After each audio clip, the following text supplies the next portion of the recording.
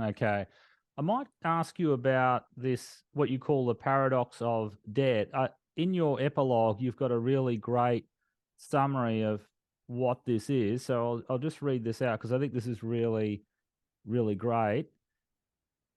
This has revealed the paradox of debt. Debt builds household net worth while also increasing inequality.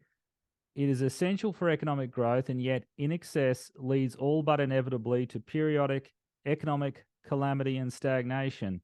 As a result, the paradox of debt portends the certainty of economic challenges and difficulties going forward, unless we are willing to get creative and ambitious.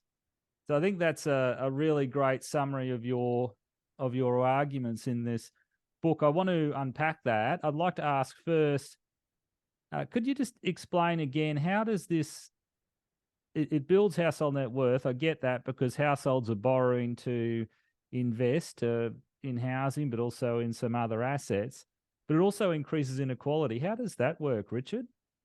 How does it increase inequality at the same time? Well, this gets back to the relative distribution of stocks in real estate. Right now in the United States, household net worth is about $150 trillion. Let's put that in perspective. Aggregate government debt is 31 trillion. So you can see household net worth really dwarfs anything else. It's the biggest factor in any economy. And typically somewhere near 70%. So at least 60% and maybe near 70% of all household net worth is two things. It's real estate, net of the debt to acquire that real estate, and stocks, net of the debt to acquire those stocks. So your wealth really boils down typically to those two things, your ownership of stocks and real estate. Well, the top 10% of households in the United States own 65% of all the stocks and real estate in the country. The bottom 60%, that's 60%, that's surely most, if not all, of the middle class, collectively only own 14%, 14% of all the stocks and real estate. So if stocks and real estate values go up, well, then inequality by definition increases. And I think that is the fundamental equation in every developed economy. Debt goes up, pushing asset values up. And since assets are held unequally, inequality widens. Mm.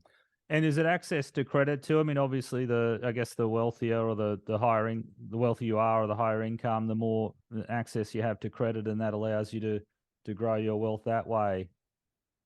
Is that Well, one certainly that's part of it. But even if we took the extreme example where somebody in the top 10%, had an asset, had real estate, had a company selling goods, it is often the debt that the bottom 60% are accruing or acquiring to buy the goods from the top 10% that contribute to this rising inequality. Famously, Apple didn't really have much debt as a company and still doesn't.